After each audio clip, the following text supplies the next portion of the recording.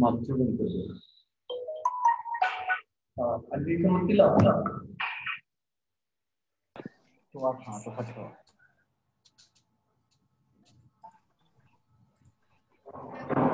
आपली जी BOS committee आहे त्या कमिटीमध्ये राहुल इंगवले सर आहेत, ते नोडल ऑफिसर आहेत की विवोक अँड कम्युनिटी कॉलेजचे नोडल ऑफिसर म्हणून ते काम बघतात. त्यानंतर मी आहे, राहुल पाटील आहे, केतन, दीपक पाटील, सागर दुसरे आणि संजय आवटे, असे आपण 7 जण आहे. 7 जणांनी मिळून ही कमिटी फॉर्म केलेली आहे की ज्यामध्ये आपल्याला थोडस रुरल स्टुडंटना मदत कशी होईल ह्या प्रमाणात थोडस काही सजेशन्स असल्या तर तुम्ही तो सिलेबस वाचल्यानंतर दिला तर चालतील. मला सजेशन्स काही असतील त्या, म्हणजे थोडस रायटिंग मध्ये दिल्या तर सजेशन्स बरं होईल की पूर्ण जरासं वाचून सिलेबस आणखी काय त्यात चेंजेस असतील वगैरे.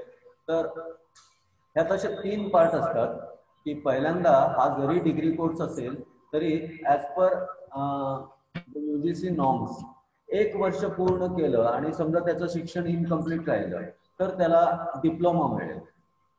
2 वर्ष पूर्ण झालं आणि तो पुढे कंटिन्यू नाही करू शकला तर त्याला ऍडव्हान्स डिप्लोमा मिळेल. आणि पूर्ण 3 वर्ष पूर्ण केल्यानंतर त्याला bachelor of vocation in building technology and interior design अशी डिग्री मिळेल पूर्ण. म्हणजे काही वेळेला काय होतं, मध्येच शिक्षण थोडंसं अर्धवट राहू शकतं.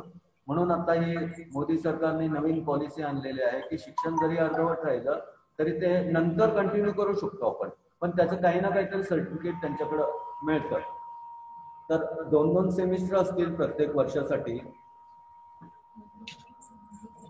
याची एलिजिबिलिटी आहे ती 10+2 आहे, 12वी, किंवा जर 10वी नंतर 3 वर्षाचा इंटिरियर मधला किंवा सिव्हिल मधला डिप्लोमा जर झाला असेल तरी सुद्धा डायरेक्ट त्याला फर्स्ट इयरला ऍडमिशन मिळतं. किंवा जर त्यांना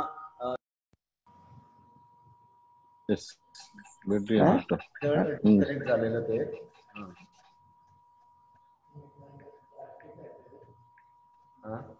सगळे आहे.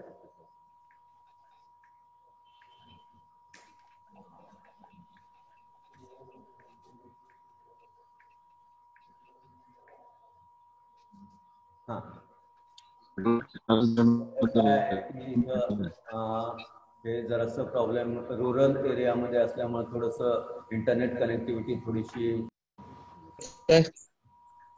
सारखं कनेक्ट. दीपक काय चाललंय? कुठे आहे आता? कोल्हापुरातच आहे. कोल्हापुरात आहेस का? कोल्हापूर. काय नाही, नेत्याने सांगायचं. मी कसं घेत, आम्ही कार्य करतो.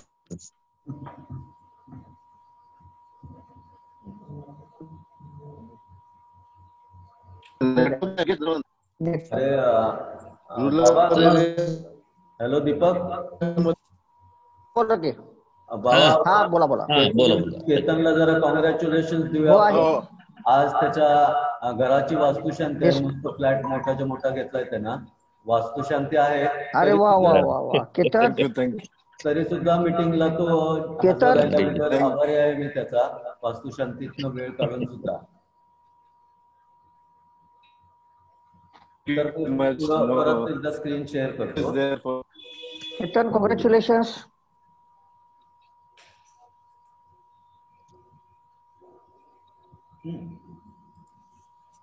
तर यात काय आहे की आता थोडस जर आपण सिलेबस मध्ये बघितलं तर कंपल्सरी कम्युनिकेशन स्किल जे आहे, इंग्लिश फॉर बिझनेस कम्युनिकेशन हा एक विषय आहे.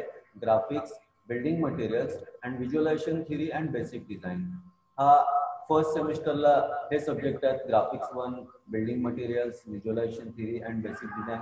सेकंड सेमिस्टरला ग्राफिक्स 2 होईल, बिल्डिंग मटेरियल्स 2 होईल, बेसिक डिझाईन 2 होईल. यात कसं आहे की जर बघितलं तुम्ही तर प्रॅक्टिकलचे जे मार्क आहेत ते 180 आणि 20 म्हणजे 200 मार्क प्रॅक्टिकलला आहेत. आणि जे पेपरला जर मार्क बघितले तर ते सुद्धा 200 आहेत. एकूण थिअरी एक्झामिनेशनला 200, प्रॅक्टिकल एक्झामिनेशनला 200 आणि इंटरनल असेसमेंटला 50, असे टोटल 450 मार्काची एक्झाम होते. म्हणजे सेम वेटेज थिअरी इतकंच सेम वेटेज प्रॅक्टिकलला दिलेलं आहे. त्यामुळे जास्तीत जास्त मुलांनी बाहेर जाऊन प्रॅक्टिस केली पाहिजे. कॉलेजचं टाइम सुद्धा त्याप्रमाणेच असं जस्ट नुसतं थिरॉटिकल न करता थोडा वेळ कॉलेज असून त्यांनी बाहेर जाऊन प्रॅक्टिस जास्त केली पाहिजे. कारण जे बघून जे माणसं शिकतात ते सगळ्यात जास्त महत्वाचं आहे. नुसती पुस्तकी नॉलेज मिळवण्यासाठी असेसाठी त्याला प्रॅक्टिकल बेस 50% पेक्षाही जास्त दिलेला आहे. सेकंड सेमिस्टरला पण त्यातच मग दुसरे communication skill, graphics, visualisation theory आणि मटेरियल्स हे आहेत. आता सध्या फक्त सेमिस्टर 1 आणि सेमिस्टर 2 चा सिलेबस डिझाईन केलेला आहे. आणखी बाकीचे सिलेबस म्हणजे बाकीच्या सेमिस्टरचे आता ते आपण ज्यावेळी पुढची नेक्स्ट मीटिंग ज्यावेळी घेऊ त्यावेळी आपण तो सेकंड इयर आणि थर्ड इयरचा सिलेबस जो आहे तो डिस्कस करूया. मी आधी तयार केलाय, मी पाठवून देतो. तुम्ही त्यात काही असतील ते चेंजेस सांगितले तरी म्हणजे एकदम चांगलं होईल. राहुलला प्रॉब्लेम यायला लागलाय काय?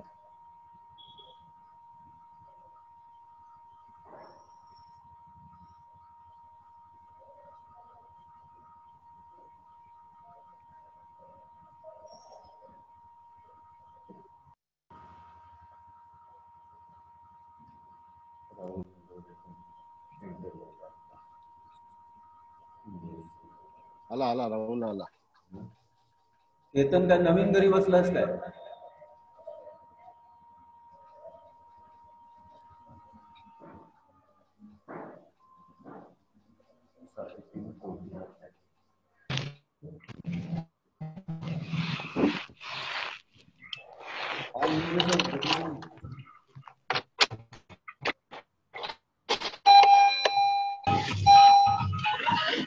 कसला आवाज येतोय?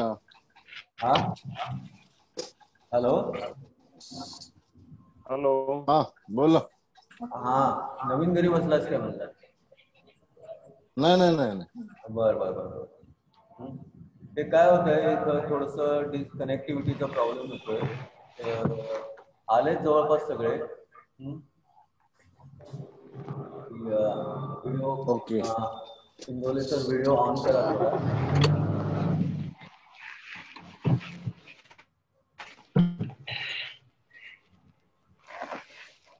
हा आता आला बरोबर. हा तर राहुल आवाज येतोय ऐकू? हो हो येतोय. तुम्हाला येतोय? इंगोले सर एक राहुल आहेत आणि राहुल पाटील एक राहुल आहेत. तर मी काय म्हणत होतो की परत एकदा रिपीट करतो की हा बिवोक जो आहे बिवोक एक स्किल बेस्ड डिग्री कोर्स आहे की ज्यामध्ये आपण मला जसं सिलेबस एक्सप्लेन करून सांगितला की जरी 1 वर्ष कंप्लीट केलं तरी त्याला डिप्लोमा मिळतो, 2 वर्ष कंप्लीट केले तर त्याला ऍडव्हान्स डिप्लोमा मिळतो, 3 वर्ष कंप्लीट केल्यानंतर बॅचलर इन व्होकेशनल अशी डिग्री मिळते. म्हणजे आता आपल्याला मध्येच शिक्षण अर्धवट राहिलं तरी त्याला कुठल्या ना कुठल्याही प्रकारचं सर्टिफिकेट हे शिवाजी युनिव्हर्सिटी मार्फत मिळेलच. आणि ते सगळ्यात महत्वाचं आहे आणि स्किल बेस्ड आहे. सगळ्यात महत्वाचं स्किल बेस्ड की या मुलांना प्रॅक्टिकल ओरिएंटेड हा सिलेबस डिझाईन केलेला आहे. की जसं मी मला स्कीम ऑफ एक्झामिनेशन दाखवली की 200 मार्काचे थिअरी पेपर असतील, 50-50 मार्काचे 4 पेपर पर सेमिस्टर आणि 200 मार्काचं प्रॅक्टिकल एक्झाम असेल आणि 50 मार्क इंटरनल असतील. म्हणजे काय आहे की जास्त करून प्रॅक्टिकलवर भर जास्त दिलेला आहे. प्रॅक्टिकल थिअरॉटिकल फक्त इन्फॉर्मेशन न देता प्रॅक्टिसवर किंवा प्रॅक्टिकलवर जास्त भर दिलेला आहे.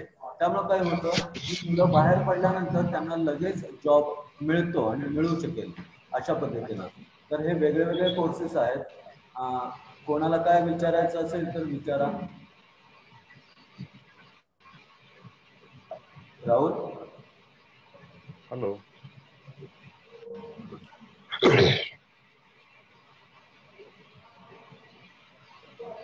Rahul Dev Patil. You can continue explaining. आवाज यू कॅन कंटिन्यू एक्सप्लेनिंग. हा आवाज येतो का ऐकू? हा येतोय व्यवस्थित येतोय. तर आता मी syllabus you continue explaining.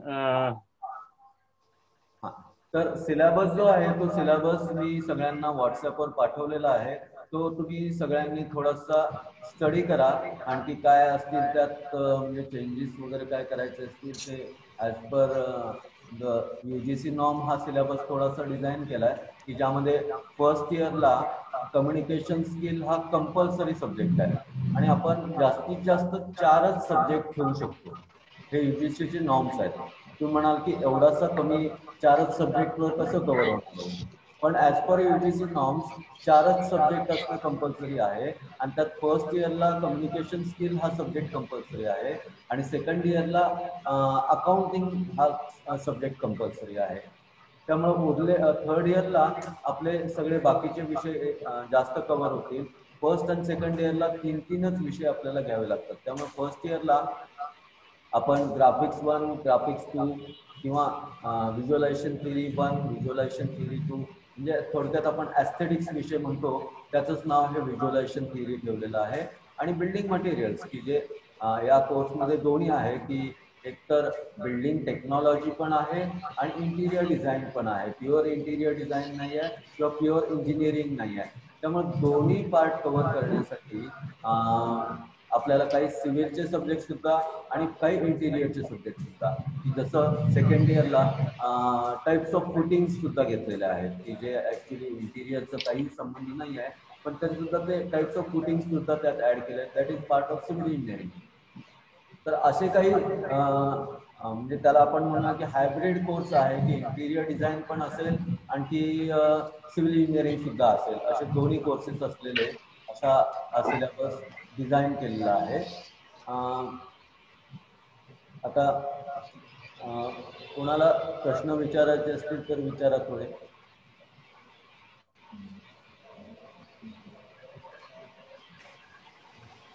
Hello, तुम्हाला काय कॅन यू हिअर? ऐकू येतं का? हा येतो सर, बोला बोला. हा, फर्स्ट इयर मधल्या फर्स्ट सेमिस्टर मध्ये किंवा सेकंड सेमिस्टर मध्ये जो सब्जेक्ट आहे आपला 4था नंबरचा visualisation theory and basic design, actually ज्यावेळी फर्स्ट इयर आपण कम्प्लीट करतो त्यावेळी आपल्याला diploma in building technology and interior design असे सर्टिफिकेट मिळतं, बरोबर? आणि सेकंड इयर कम्प्लीट करतो त्यावेळी advance diploma in building technology and interior design.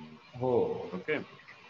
बरोबर. जेव्हा पार्ट 1 कम्प्लीट करतो आणि जर आपल्याला बिल्डिंग अशा कंटेंट, कारण visualisation theory and basic design is a supporting thing. तर दोन्ही सेमिस्टर मध्ये तसं दिसत नाही कुठं, तर त्याच्या मागचं काय थॉट प्रोसेस काही आहे का? व्हिज्युअलायझेशन थिअरी मध्ये आपण जे पार्ट्स कव्हर करतो that is elements of design, principles of design, colour theory, colour schemes, हे तर पार्ट येतातच. आणि बेसिक डिझाईन जो सब्जेक्ट आहे तो सेकंड सेमिस्टरला त्यामध्ये ऑटोकॅड घेतलेला आहे पूर्ण. आवाज ऐकू येत नाहीये. आवाज येत नाही. आवाज ऐकू येत नाहीये. एक मिनिट, परत एकदा रिपीट करतो मी की व्हिज्युअलायझेशन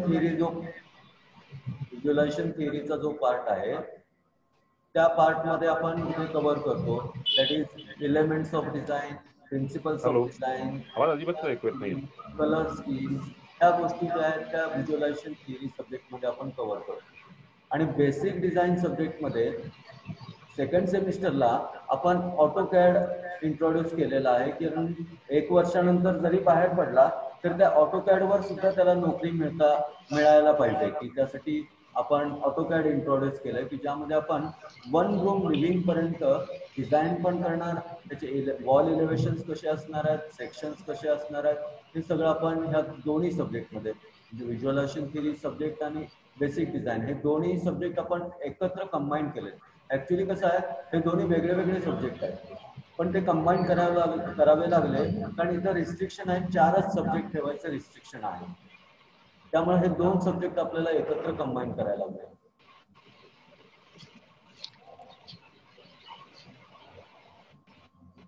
हॅलो,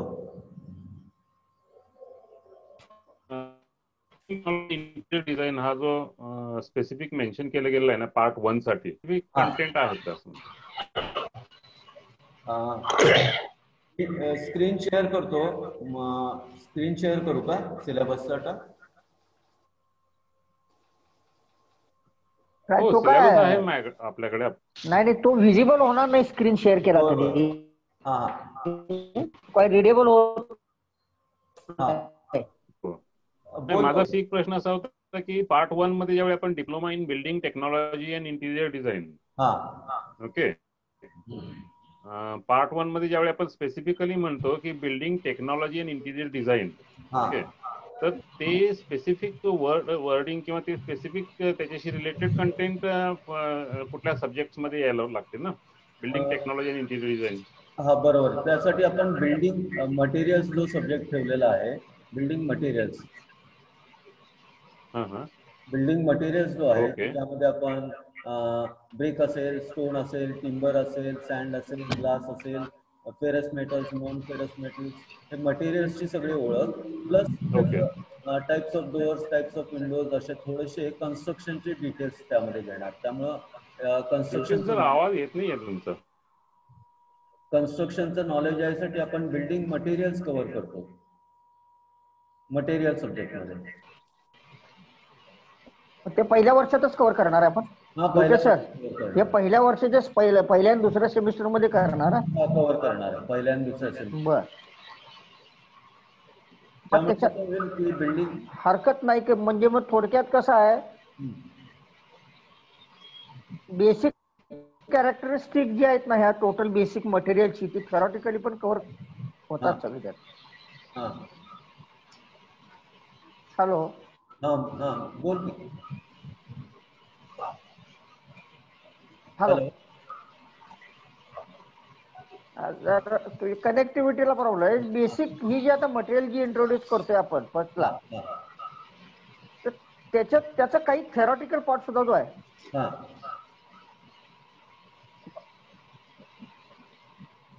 थेरॉटिकल पार्ट आपण कव्हर करतोय. कव्हर करतोय.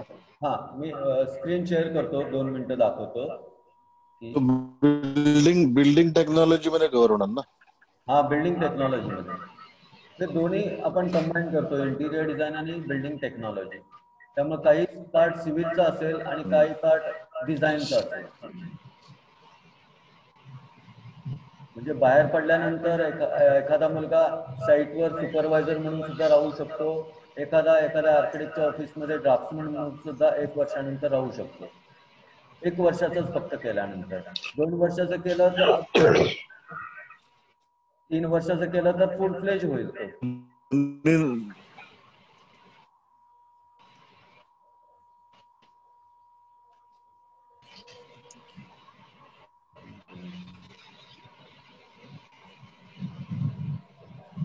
आता सर हे पहिल्या वर्षी जे कंटेंट आहेत हे आपण जे आता सगळे डिस्कस केले, तर हे फक्त थिअरॉटिकल आपण न दाखवता त्या मुलांना त्या वेळेला साईटवर व्हिजिट्स किंवा काही कंटेंट जर आपल्याला तिथं आणून दाखवता येत असतील तर तिथं आणून दाखवणे, किंवा त्याचं प्रॅक्टिकल नॉलेज, कारण प्रॅक्टिकलवर जास्त भर आहे. 60% आपला हा सिलेबस प्रॅक्टिकल बेस आहे. तर या पद्धतीनं तो डिझाईन केल्यामुळं आपण मुलांना मॅक्झिमम प्रॅक्टिकल नॉलेज देणार आहोत, की जेणेकरून त्यातले जे कंटेंट आता आपण जे डिस्कस केले, ब्रिक्स म्हणा किंवा सँड्स म्हणा किंवा बाकीचे डोअर्स, हे जे प्रकार आहेत, तर एखादी साईट कुठं चालू असेल तर तिथं आपल्याला व्हिजिट करायला मिळाली, किंवा जिथं हे मटेरियल अवेलेबल आहे तिथं व्हिजिट करायला मिळाली, तर अशा ठिकाणी मुलांना घेऊन जाऊन ते काय प्रकार असतात, कशा पद्धतीने असतात, हे ऍक्च्युअली त्यांना दाखवलं जाणार आहे. फक्त थेरॉटिकल ते दाखवता येत नाहीत. हे म्हणजे तुम्हाला पण बऱ्यापैकी माहिती आहे, तुम्ही सगळी इंडस्ट्रियल एक्सपर्ट आहात. तर ते थेरॉटिकल म्हणजे फक्त आपण ते म्हणू शकतो की हे प्रकार आहेत, पण ते प्रकार नेमके कसे असतात किंवा ते कसे दिसतात किंवा ते कशा पद्धतीनं वर्क होतात, तर हे आपण ऍक्च्युअली त्यांना त्या वेगवेगळ्या साईटवर नेऊन किंवा जिथं ते मटेरियल अवेलेबल आहे तिथं व्हिजिट करून त्यांना ते दाखवणार आहोत, की जेणेकरून मुलांना मॅक्झिमम प्रॅक्टिकल नॉलेज मिळावं की हे कशा पद्धतीने वर्क होतं. सेम आपण ऑटोकॅडशी रिलेटेड आहे. ऑटोकॅड आपण सॉफ्टवेअर जरी शिकवलं तर ऑटोकॅड पण त्यांना थोडंफार त्यांना रिअलिस्टिक प्रोजेक्ट थोडेफार कुठेतरी चालू आहे, त्यांचे जागेचं मेजरमेंट आहे किंवा बाकी आहे, तर ते त्यांना ऍज अ प्रोजेक्ट म्हणून दिलं जाणार की तुम्ही तुमच्या पद्धतीनं थोडं डिझाईन करून ते दाखवा काय करता येते काय नाही. मॅक्झिमम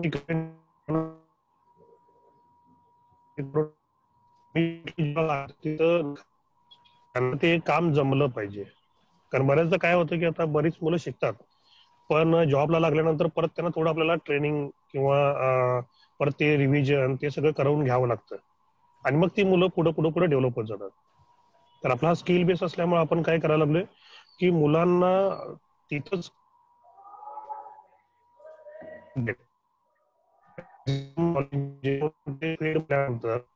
त्यांचं माझ्या मते बऱ्यापैकी बेसिक कन्सेप्ट सगळ्यांना लक्षात आला असेल की आपण काय चालू करतोय.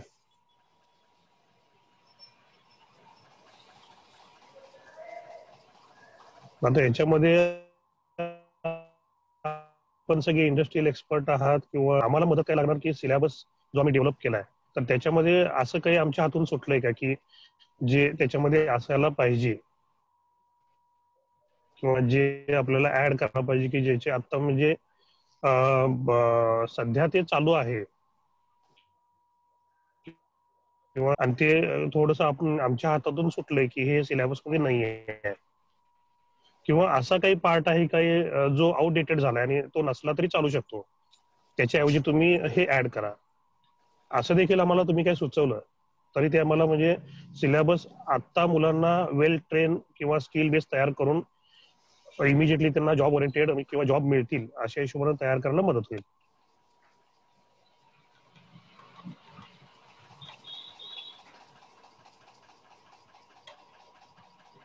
सिलेबस बद्दल सजेशन्स असतील ते थोडेसे लिहून मला जर व्हॉट्सअप केले तर बरं. म्हणजे आपल्या आजच्या व्हायला पाहिजे असं नाही आहे. हे सिलेबसचं काम आपलं कंटिन्युअस चालू राहणार आहे की मुलांना नोकरी मिळणं किंवा रोजगार मिळणं बरोबर ही त्यातली बेसिक कन्सेप्ट आहे की नुसतं आपल्याला इंजिनियर तयार करायचे नाही आहे की तिथं साईटवर नंतर गेल्यानंतर त्यासाठी कॉलेजचं टाइम सुद्धा त्या फ्लक्च्युएटिंग असणार आहे कारण त्यांना प्रॅक्टिकल जास्त द्यायचं आहे. त्यामुळे किती दिवस त्यांना कॉलेजमध्ये बोलवायचं, किती दिवस काय करायचं आणि किती दिवस त्यांना साईटवर न्यायचं हे त्यासाठी कॉलेज सुद्धा हे वेगळ्या नेचरचं असणार आहे की रेग्युलर आपण जे कॉलेजेस बघतो की दिवसभर चालू असतात त्यानंतर ते मुलं सबमिशन्स करतात आणि पास होतात आणि बाहेर गेल्यानंतर ऍक्च्युली कळतं की याचा काय आपल्याला जास्त उपयोग होत नाही. तर अशा पद्धतीनं न होता त्यांना रेग्युलर साईटवर नेणं, रेग्युलर साईट व्हिजिट्स करून घेणं की जे काही प्रॅक्टिकल दाखवणं यातून प्रयत्न करणार आहे की बाहेर पडल्यानंतर ते फुल फ्लेज तयार झाले पाहिजेत. मग त्यासाठी थोडेसे 1 वर्षाचा डिप्लोमा झालेला मुलगा कितपत तयार होईल, 2 वर्षाचा कितपत तयार होईल आणि 3 वर्षानंतर तो फुल फ्लेज तयार होईल. तर त्यासाठी आपण हा एक वेगळा प्रयत्न आहे की जसं मोदीजींनी सांगितलेलं आहे की आत्मनिर्भर झालं पाहिजे, प्रत्येकानं आत्मनिर्भर की प्रत्येक जण उठून नोकरीच्याच मागं लागला तर कसं व्हायचं. तर स्वतःचा आपण काहीतरी उद्योग करू शकतो, काय करू शकतो, स्वयंरोजगार निर्माण करू शकतो, आणखी 4 लोकांना आपण रोजगार देऊ शकतो. अशा पद्धतीचा ह्या शिक्षण पद्धतीतला हा एक मेन स्किल डेव्हलप करणं हे सगळ्यात महत्वाचं आहे. अशा पद्धतीचा हा सिलेबस थोडासा आहे. तर सजेशन्स काय असतील तर ते मला माझी एक सूचना आहे ड्युटे सर. हा बोला सर. बोला. मला एक माझी सूचना अशी आहे की हा कोर्स छान डिझाईन केला आहे, फक्त याच्यात तुमचा जो बेस आहे स्टुडंटनी आत्मनिर्भर हा चांगली गोष्ट आहे, पण बेसिक जी आता सिलेबस मध्ये जे डिझाईन केले गेले आहे की प्रॅक्टिकॅलिटी जी आहे ती फार महत्वाची आणि ती फार चांगल्या पद्धतीने त्यात इंट्रोड्यूस केली तुम्ही. सूचना माझी अशी आहे की याच्यात मॅक्सिमम प्रोफेशनलिस्टना गुंतवलं तर आणखी चांगलं होईल, so that you will get more benefit to your students from the professionalist. अगदी सर. हो अगदी याच्यामध्ये महत्वाचा आहे. हो आता याच्यामध्ये आम्ही जो सिलेबस तयार केलाय तर याच्यामध्ये काही रूल्स असे आहेत की प्रत्येक सेमिस्टर, एका सेमिस्टरला तुमचे गेस्ट लेक्चर किती व्हायला हवेत याचं एक त्यांचं रूल्स आहेत. त्यानंतर सेमिनार किती व्हायला हवेत, त्यानंतर वर्कशॉप किती व्हायला हवेत आणि इंडस्ट्रियल व्हिजिट हे किती व्हायला हवेत. त्यामुळं काय होणार की सेमिनार आणि गेस्ट लेक्चर यासाठी ते तिथं वेगवेगळ्या गोष्टींवर मुलांना मार्गदर्शन करतील किंवा बऱ्याचदा त्यांना करिअर ओरिएंटेड सांगतील किंवा बऱ्याचदा आता फील्डमध्ये काय चालू आहे त्याच्याबद्दल माहिती देतील. म्हणजे बऱ्यापैकी इंडस्ट्रियल एक्सपर्ट हे कंटिन्युअस याच्यामध्ये अटॅच राहतील. कारण याला त्यांनी अशा पद्धतीनं स्ट्रक्चर बसवलंय की याचं मिनिमम गेस्ट लेक्चर एवढे व्हायलाच हवेत किंवा मिनिमम वर्कशॉप एवढे व्हायलाच हवेत किंवा तुमचं इंडस्ट्रियल व्हिजिट बाहेर जाऊन, तर त्याचं त्यांनी पूर्ण स्क्रुटिनी तयार केले की हे तुमचे एकाच सेमिस्टरला एवढं हे व्हायलाच हवं, याच्यापेक्षा कमी चालणार नाही, जादा झालं तर चालेल.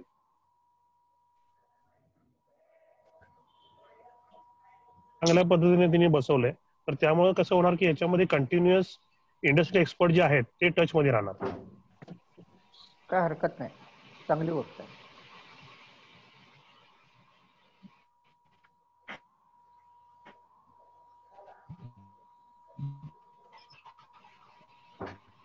So, Devate sir,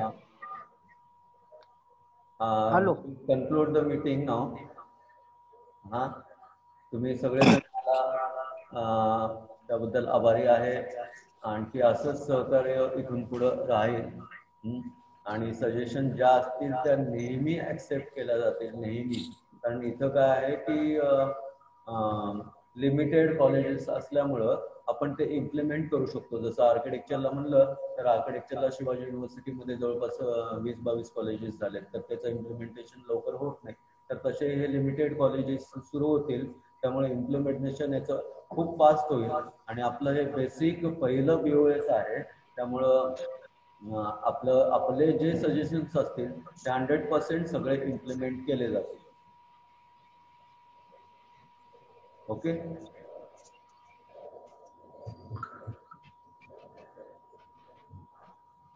thank you. Ketan, best of luck again.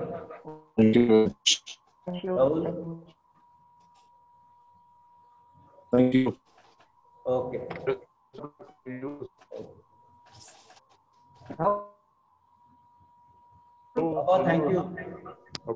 Hello Rahul, how are you? I am good. कसा आहे, कुठं आहे आता? मी पुण्यात आहे. कुठे आहेस तू आता? पुण्यात आहे. पुण्यात. बर, कुठल्या कॉलेजशी attach? Flora college of architecture आहे ना, तिथे प्रिन्सिपल म्हणून. Very good, very good. Then what about practice, is it going or not? Practice landscape चालू आहे ना, लँडस्केप प्रोजेक्ट असतात माझे, लँडस्केप प्युअरली. हो, तेच तर विचारतोय. हो, प्रॅक्टिस चालू आहे माझी. फ्लोरा कुठे येते हे तुमचं, कुठल्या एरियात येते फ्लोरा? खेड शिवापूर टोल नाक्याजवळ. अच्छा, खेड शिवापूर टोल नाका, मग अलीकडे आहे की? हो, अलीकडे आहे. खेड शिवापूर टोल नाक्याच्या म्हणजे कोल्हापूरकडून येताना राईट साईडला आयोजन कॉलेज येतं आणि लेफ्ट साईडला आमचं फ्लोरा येतं. आयोजनला कोण, ही गौरी होती का? होती पूर्वी, आता नाही आहे. आता नाही आहे का? नाही येणार आहे आता. अच्छा. मग तिकडे 3 वर्षापासून कोल्हापूर CA के स्टुडंट्सची प्रिन्सिपल्स असोसिएशन केली का काय तुम्ही? हा करायला हरकत नाही. 3-4 लोक तरी ऐकतोय मी. तू आहेस, गौरी आहे, नलिनी आहे, सुधीर चव्हाण आहे. सुधीर चव्हाण आहे. आमचे कोळी सर पण तिकडे झालेत. कोळी सर पण आहेत, बरोबर, अनंतराव पवार कॉलेजला. तसं बाबा आमचा वर्ग म्हणजे काय हरकत नाही, एकदा भेटू आपण इकडे, हे चंद्रदिवोदन. आता झूम मीटिंगच्या वेळी प्रत्यक्ष मीटिंग घेऊ एकदा. प्रत्यक्ष मीटिंग घेऊ. Devate sir, you take the lead for it. We will conduct physically एक मीटिंग कंडक्ट एकत्र येऊया. आता कोरोना संपला की आपण सगळे ऑनलाईन हे फॉर्मॅलिटी म्हणून ही मीटिंग घ्यावी लागली. आपण ऍक्च्युली सर कोरोना संपत नाही. हरकत नाही. कोरोना संपणार नाही आहे. तो आपल्या बरोबर थोडे दिवस राहील, पण त्याच्या बरोबर आपण जायचं आहे विथ टेकिंग सम प्रिकॉशन्स. नक्की नक्की. ओके ओके आपण फिजिकलच बोलूया. ओके ओके इंटरॅक्शन होईल सगळ्यांचं व्यवस्थित. हो हो फिजिकलच होईल. चालेल चालेल. ओके ओके हो हो चालेल चालेल चालेल. ओके ओके भेटू आपण. ओके जन ओके सी यू बाय भेटू बाबा. Bye bye. ओके ओके चल भेटू. चल दीपक केतन ओके.